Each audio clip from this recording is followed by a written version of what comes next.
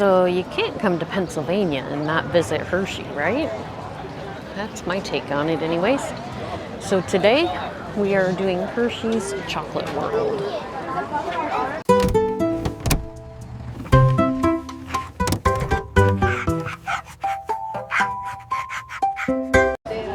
So in true Brian and Stephanie fashion, we are starting with the trolley. So they have a trolley here, it takes you all around the town. It says they give you the history, so let's take a look and see what we see. There he is, my trusty companion. We all good? Yep. All right. You will see some wings come out of this trolley. It's a flying trolley, state of the art. Hold on tight. Kathy here, our motor ma'am. She is still working on the landing part, but everything else is good, so. Just kidding. My name is Jack. I'll be your motor man today, historical conductor. I guess I should say, actually, she's not motor man. Kathy's the motor ma'am. I'm the historical conductor. So we're a little rusty. It's been a few weeks since I did this. So, anyways, as we get started here, who likes history? All right. Who likes chocolate? All right. Who likes bad jokes? If you like all three of those things, you are in the right place, let me tell you. Now, they actually used to offer tours in the original factory, but in 1973, they built Chocolate World there, and the idea was they're getting about 1 million visitors to the factory every year. Imagine there might be some sanitation issues there, right? Doing some tours to the actual factory, so they did a simulated tour inside Chocolate World there. And I am told it is actually the world's largest corporate visitor center by volume. I don't know how they measure that, but they do somehow, and it turns out it's right here in Hershey. And there's no PayPal or Venmo back then either, so he's got to wait for that money to come back, that check to come back in the mail as well. And the wholesaler had told him he'd only send a check if the caramels made it there nice and fresh. So he's really on pins and needles here waiting for this check to come back in the mail. I'm going to leave you on pins and needles too and tell you what happens here in a moment. Because I want to show you where the smartest person in Hershey lives. And look actually right over here to your right hand side. We're going to see their office here in a moment. The smartest person in Hershey right there, the dentist. What a great place for your dentist office, right? Between the West Hershey plant and the Reese's factory. All right, who likes Reese's Cups? Yeah, it's one of the best-selling candies in the world, I'm not surprised. So, make about 2 million pounds of Reese's Cups, and they also make Kit Kats there as well, every single day. Now, the Reese's Cup is actually an invention not of Milton Hershey's, but of H.B. Reese. H.B. Reese was a former employee of Milton Hershey, and he left the company and decided to start his own chocolate business, and he and his wife Blanche invented the Reese's Cup. Now, Reese was a very small company. Milton Hershey didn't really see him as a big competitor because it was more local. In fact, he would actually sell H.B. Reese chocolate to use for his company, but he told H.B. Reese, he said, you know, your Reese's Cups they're good, but they're going to be a big-time seller. Well, apparently H.B. Reese thought that as well until World War II rolls around. World War II is a sugar shortage, and so the peanut butter cups would take less sugar to make, and he starts focusing on them more in those years. Well, in 1956, H.B. Reese passes away. His sons, they take ownership of the company, and in 1963, they sell the company to the Hershey Company. But I keep talking about caramels. What about chocolates, right? Well, the story about that transition goes to the 1893 Chicago World's Fair. All right, so it's a huge fair. It's called the Columbian Exposition. It's in Chicago. Milton Hershey is very interested in chocolate. He wants to learn more about it. It's kind of a new thing. It's still very rare, but it's being made more and more in Europe. And so he travels to the World's Fair with his uncle, and he comes across a German chocolate making exhibit, and he checks it out with his uncle, and he says, you know, I think that caramel is a passing fad. The future is in chocolate. So what's he do? He actually literally buys the machinery right there at the World's Fair, and has it shipped to his factory after the fair is over here in Lancaster. And he starts a very small company called the Hershey Chocolate Company. But at that point, again, his focus is still on caramels. But as he's doing more and more with caramels, he happens to go overseas to England, and he notices they have a new invention in England. They have chocolate-covered caramels, which I'm going to pass around here as well. And he notices that the kids are buying these chocolate-covered caramels in England, they're eating the chocolate coating, and they are spitting out the caramel. Please don't do that with these, by the way, okay? But that's a little bit of a canary in a coal mine if you are a caramel maker. Like, maybe I should look into this chocolate stuff more and more. And so he starts focusing on chocolate more and more. And I'll get to the rest of that story more later on in the tour. We're now coming into downtown Hershey. Really sweet place to visit, I might add. And it's the only place I know where you can find a very special chocolate invention, light chocolates. Yeah. You see up there the street lamps? Yeah. Or diet chocolate. Some call it diet chocolate. You know, like light chocolate, diet chocolate. Yeah. Now sometimes those lights burn out. It becomes dark chocolate. So. Yeah, we've had issues before. People trying to steal them too. People trying to steal those, you know, Hershey Kiss lights, little pranks and stuff like that. When that happens, it becomes hot chocolate. But don't worry. We find the culprits, put them behind Hershey bars, and hope they don't eat their way out. Now we're now on the grounds of the Milton Hershey School over here, and this is a co-educational private school. Grades kindergarten through 12th grade go here. It is a residential school, so students who actually do live on campus here. They live in homes over here you see to your right-hand side. There's about 8 to 12 students in a home, and they live at the same age level, of course, and they have what are called house parents. House parents are a married couple who are hired by the school to take care of these children when they're not in classes during the day. You may see some students here right now because they can live here over the summer as well if they'd like to. They do offer summer programming, and for the older students, some internship opportunities, things like that as well here on campus. So it's a really, really great opportunity for students that go here. Now, I will say it is a little bit of change because there's a misconception sometimes that these are orphan children. That was the case back in 1910, but nowadays these students are coming from families that are facing financial or social challenges from all over the country. In fact, last I checked, there are about 38 states represented here on campus. So students from over 38 different states. Students do not pay $1 in tuition to go here. It's completely free tuition. And really the idea here is that they can have a good, strong foundation to begin their lives. Yeah, so to really open up here in a moment, I honestly think a lot of small colleges would be pretty jealous of the campus here at the Milton Hershey High School. The Spartans, yeah. Yeah, all of that is a high school. Yes, that's correct, yep. Pretty wild, right? And up here to your right-hand side is Founders Hall. First built, that rotunda you saw earlier, that was the second largest freestanding rotunda in the world. Second only to St. Peter's in Rome when it was first built. All right. So now that the tour is done, Next up, make your own. I think we're ready to make some chocolate. we're ready to do something. We're gonna do some damage. We're either doing surgery or food. I'd prefer surgery at this point. Oh, whatever. I'd like to take this moment to introduce you to the world, lunch lady, the lunch lady Fanny. Oh, that's horrible. I'm just saying. But, okay. In a different life, you'd be a lunch lady. All right. I'll take it. Would you like some nuggets? No.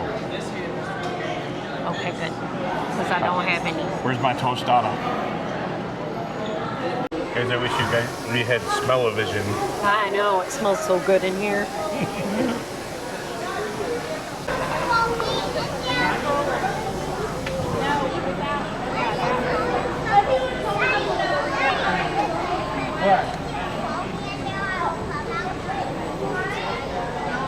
Come out and tear me up.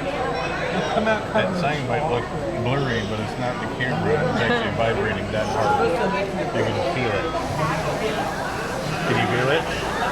Can I feel it? Yeah. No. You can't feel the vibration? Oh,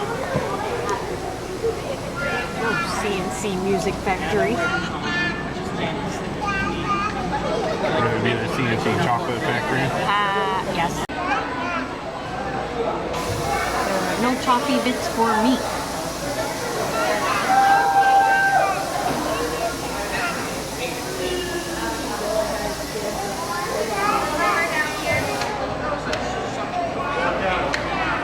I feel like it's a little off. A little bit.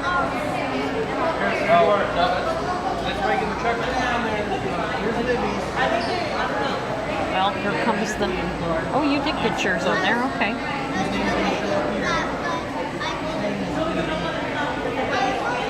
Now, who's jealous?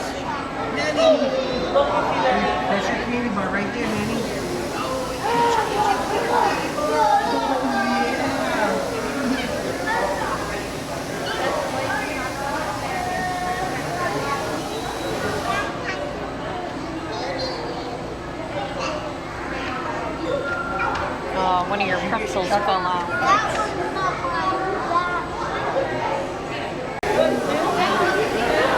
Yours is boring.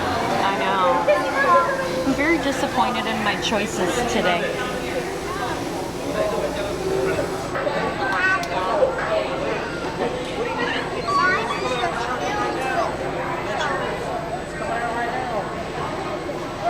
Vibrating, so it comes out right. Oh, you got butterscotch? It's about to hit this next conveyor belt movie. You need to fill it up with something. About to go through sprinkles. Yours goes. Through the chocolate waterfall. Look, Katie's about to go through sprinkles. She's gonna miss it because she's not over here. There it goes. You seeing your sprinkles get out? There goes my box of diabetes. This is Olivia's bar that's about to come out right now. Maddie, did you get sprinkles? There it goes. Ready? It's gonna stuff it in your box.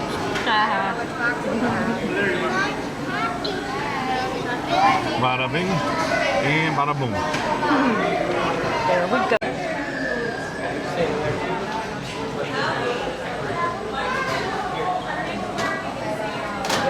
Here it comes.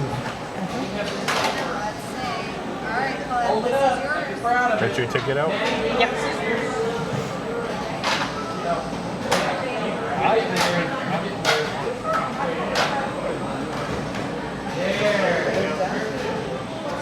Yep. Thank you. I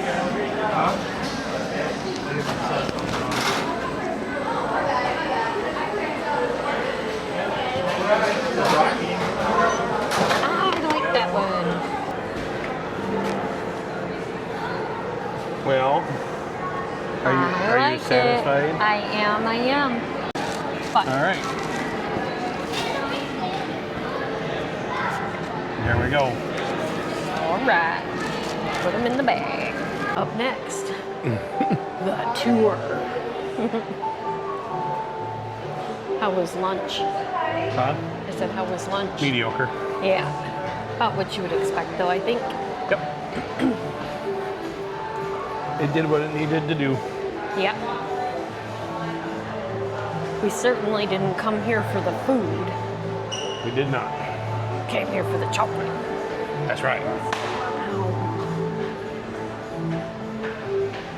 Got nothing. Got nothing. That one kind of made my hand tingle. Yeah. Create your own chocolate profile.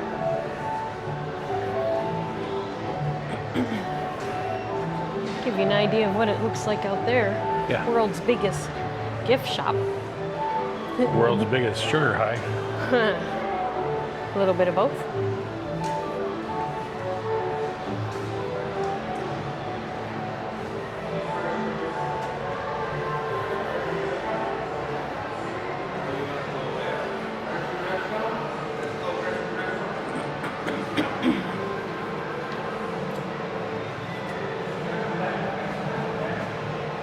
Oh, we really do have to go all the way around. Was not really expecting that. Inside the vehicle at all times. We're on our way to the Hershey ready? Chocolate Factory. I'm ready. Your guide will meet you at the entrance. See you inside. We're on this whole train by ourselves. All alone. Riding the bee. It's not. It's a cocoa bean. We're in the Reese's Cup Orange.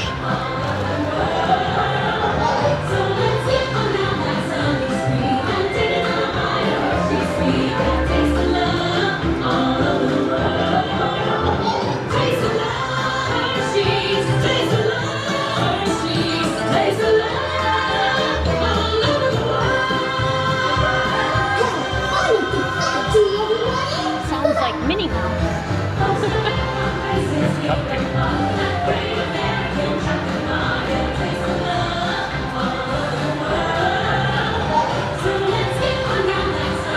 Hi, my name is Alex. I'm a quality supervisor here at the Hershey Chocolate Factory. I was asked to be your guide today, and I can't wait to show you around. That was windy. Everyone ready?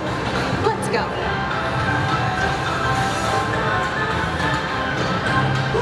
It all starts with cocoa beans, which are harvested and shipped to us from tropical regions around the world. We send the cocoa beans through large cleaning machines that screen and So not only is it like Willy Wonka on steroids in the modern day, Yeah. it's also got its whole own amusement park Yeah. called Hershey Park. They got some big coasters in there. They do. They got some huge ones. A lot of roller coasters. But, you know, pretty much Hershey's version of Disney Springs, I believe is what you called it, correct? That is what I said. That's what it feels like. And over here, if I switch this around, you can see the outward sign of the venue, I guess, Yeah. where they have all the concerts and everything. Yep. So, Hershey's no joke. During the trolley, we found out only 20,000 people live here. Yeah. They said they have like 1 million people a week or something like that. I don't remember what he said tourist-wise, but it was A lot. a lot. A lot of people. It's a busy place. Overall, it was fun though. Yeah? Did you like it? I did. The chocolate world. Whew, there was a lot of overstimulation going on, but it was fun though. Good. It was fun. But pack your patience. And your insulin if you need it. Holy cow. Yes. Anywho, so what do you say we get out of here and go see that puppy dog? I think that's a great idea. She'll be ready. All right.